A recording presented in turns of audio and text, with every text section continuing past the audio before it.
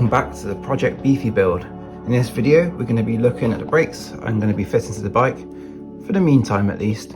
So these are some used Shimano M8000 single caliper brakes. I bought these quite some time ago. I might even have a video on them. If I do, I'll link it up here now from when I unboxed them. Probably about 5 years ago, I would have thought. Anyhow, they've been on my old hardtail for a long time. They've worked diligently. They've only needed bleeding once or twice all that time. As we're having a massive part shortage at the moment, I can't get the brakes I would like. And actually, these are the things I'm least worried about, because I knew I could reuse these, and they're in pretty good shape. There's a couple of scratches on them, but nothing too major. So they're the M8000 ones. So they're not the most recent ones. Well, no, there's a more updated version of these Shimano XT level brakes.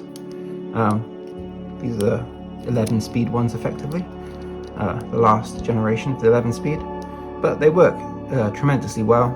I used a similar M7800 version prior on my downhill bike, single calipers with 200 single pistons with 200 millimeters, and they worked absolutely perfect out in places like Morzine with more than adequate power with the right brake pads. So yeah, the confidence is high in these. I don't think I would actually go to the dual pistons unless the weight penalty was really insignificant. To me, going up rotor size is always a better way to increase braking power than increasing the amount of pistons. This is like a gimmick from cars almost, where your brake rotor size is limited by the wheel size, but on a mountain bike there's nothing really limiting your brake rotor size up until you get to about 220 millimeters. So instead of adding more pistons and additional weight there, it's probably more effective to add the weight in the brake rotors. Anyhow, minor rant over. I'm going to be fitting these to the bike. Also, I'm going to be carrying over the brake discs which I was previously using, because I can't find any brake discs either. So it's going to be a 160 at the rear and a 180 at the front. Eventually, when I get new brakes, I'll update the brake discs to larger ones. So I want to go 180 and 180 all round, or maybe 180 200 at the front, just for that ultimate power really. Not that a hardtail needs too much power, and I'm not sending it down massive mountains, so we'll see how it goes. But these are the brakes. Let's throw them on the scales and see how much they weigh in it, just to be thorough. I'll keep this caliper adapter on the rear because, well, I need to run it. Like, I'm not running the 140, so just keep it on there. It's an international standard one, which is the same as the frame.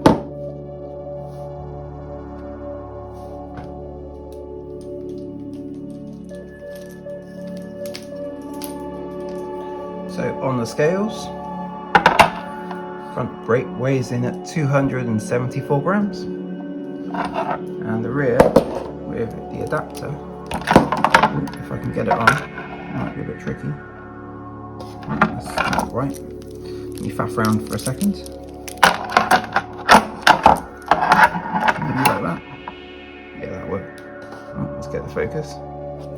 Focus down here, please. There we go. So the rear weighs in at 332 grams with the caliper adapter. So the only thing I'm not quite sure of is how this front one fits on the fork, because the fork is the new 180mm standard. I don't think I need to run an adapter on this anymore to bolt it to the fork to work with a 180mm disc. So that's the way I'm going to give it a go. I might be very wrong there, I suspect. Well, we'll find out. We'll bolt it up and see if it aligns. It's the easiest way. So for the initial brake rotors for the Kotic Beefy build, we're going to be using these Shimano SM RT76s. These are sort of the mid to high range SRX XT level ones. So we have aluminium carriers with stainless rotors, made in Japan. Yeah, just because I can't get hold of the rotors I want, and I can't get hold of the brakes I want either. So this is a carryover from my previous bike. These are, as you can see, quite well used. So we're going for 180 in the front, 160 in the rear. This is probably This size will probably end up becoming rare and I get a bigger 200 for the front eventually, but we'll sort that out later on. We just want to get, at this stage I just want to get out on the bike and get it up and running, because forever waiting for parts, otherwise it'll be next summer. So let's throw these on the scales, see what they weigh in at.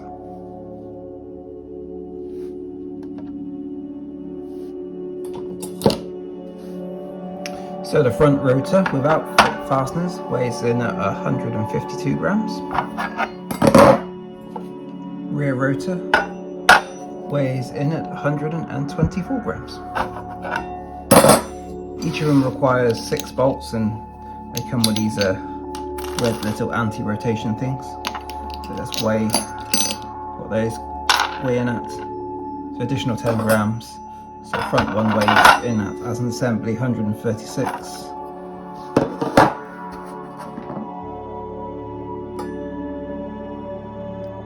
Oh, we're missing a bolt there. Where's that gone to? There we go. Try that again. 6 bolts. 3 of those bits. And a rotor. 138 for the rear. And the front will weigh it in at 165. So, installing on the bike, as you can see, the Beefy comes pre-prepared with all the paint removed from the brake mounting points, which is really nice, because sometimes that paint can be a bit blotchy there and send the caliper out of line. It's a simple case of just screwing the 2 bolts through to the IS bolt adapter for now. So I think it's always a good idea to use a torque wrench for important parts of your bike, especially brakes.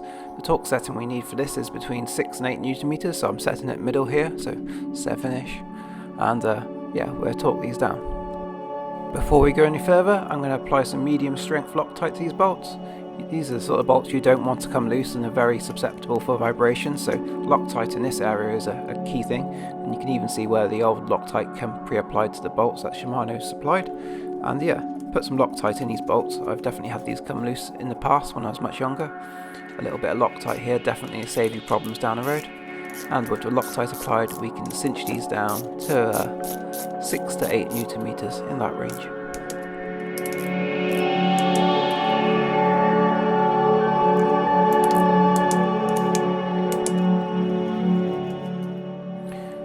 With the caliper torque down, we can move on to routing the cable.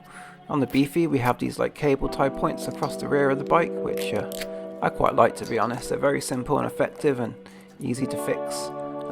Every mountain biker should have a bunch of zip ties around them to either fix things or hack or bodge things. They're always useful. And the same as the last episode, I'm going to use nail clippers to trim those zip ties, because it's the best way to do it. Good hack for you there. Moving on to the front of the bike, I'm going to loosely position the rear brake lever on the bars for now. This is just to keep the cable out of the way, so we can sort of route it from the rear to the front of the bike.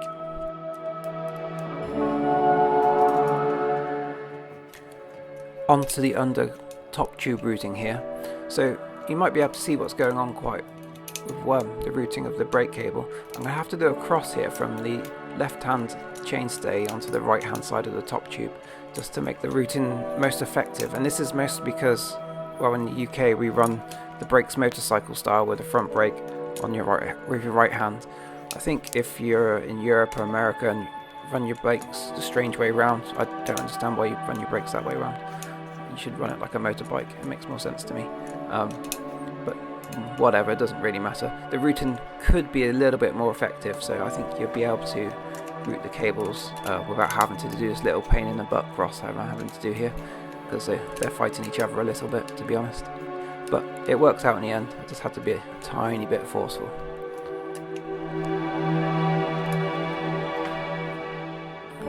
For some reason I forgot to press record when trying to capture the last clip on the top tube, but there it is in all its glory. With the rear brake roughly positioned, we can focus our attention on the front, so we'll start by sliding the brake lever into place in the bars and loosely clamping it into position. With the front brake, much like the rear, we don't want these bolts coming loose accidentally under vibration, so reapplying Loctite to these bolts, medium strength Loctite. With the Loctite pre-applied, we can now focus our attention to bolting on the caliper. One thing we're doing with these forks is they're designed for a 180mm disc rotor minimum, so we're going in with no spacer for the caliper, between the caliper and the fork body. Another concern is the length of these bolts, so there is a possibility these bolts could be too long for this fork, so initially winding them in and making sure they don't bottom out on the bottom of the thread hole rather than torquing down the brake caliper. So I set the torque wrench up really light initially.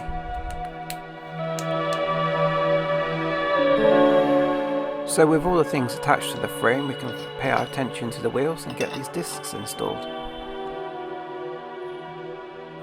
So out of all the bolts on the bike, the ones I find that come loose the most often are the disc rotor bolts. I've had them come loose in the Alps many years ago with some shocking effects. They seem to disappear there the most.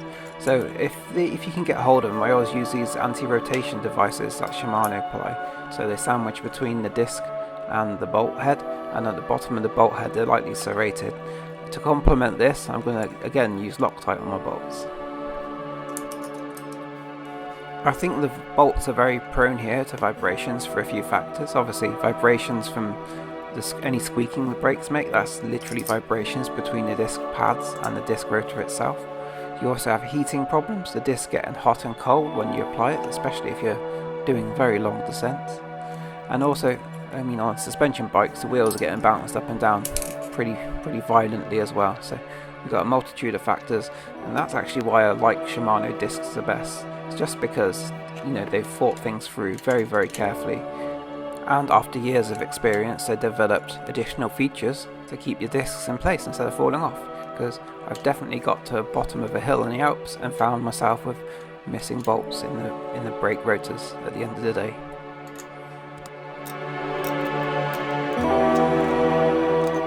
So with Loctite applied, the anti-rotation feature is installed and the bolts snugged down by hand, we can finally torque these home.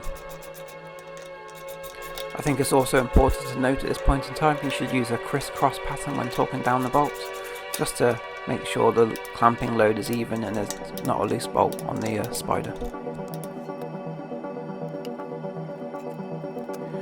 Moving on to the front wheel, it's basically repeat the process over again. Loctite anti-rotation features and torquing them down very carefully.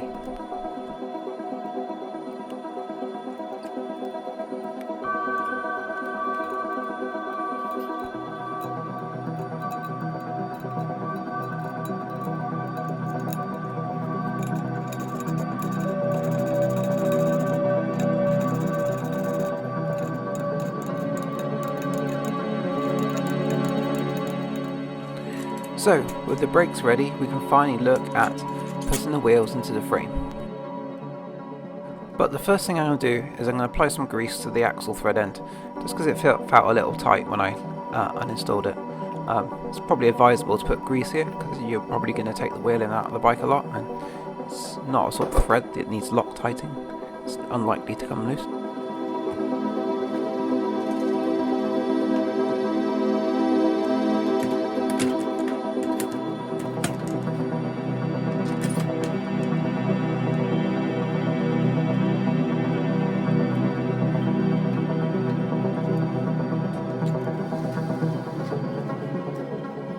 With the rear wheel installed, we can focus our attention to aligning the brake caliper. The process I use for this is to basically press the brake on and tighten up the aligning bolts a little bit by little bit, and then keep winching my way down and spinning the wheel, testing for any rubs, and keep going until it's basically tight.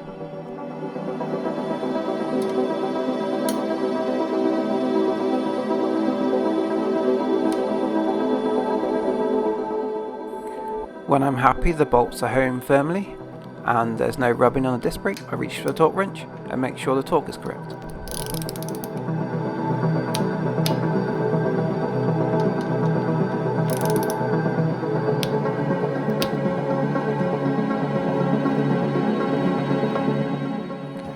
With the front wheel we'll follow a similar philosophy. We'll start by applying a bit of grease to the quick release axle, just because it's going to be in and out and it probably needs protecting.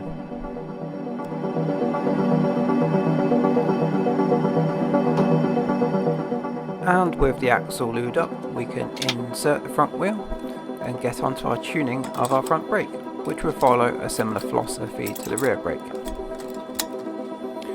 We will align the caliper by pressing on the brake, clamping up the Allen keys slowly whilst the brake's being pressed to centralise it, and then keep spinning the wheel to test for any rubs and make adjustments as we go.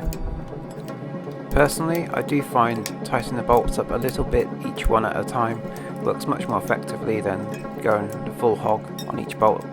Your caliper will be aligned much more easily.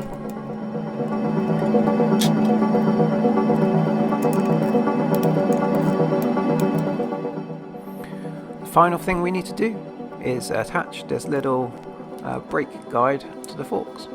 It's a little sort of plasticky rubbery piece which keeps the brake attached to the lower forks nicely.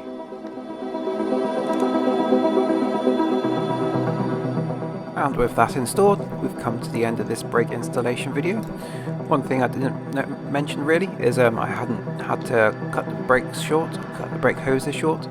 This was done on my prior bike because I've taken them off that, and they're pretty much the right size for this bike, so I believe in at the cut length they were originally. Thanks for watching this one. Please join me in part 12 where we'll be installing the finishing kit for the bike and we'll finally be able to take it for a ride. Thanks for watching again. I'll see you in the next one. Cheers.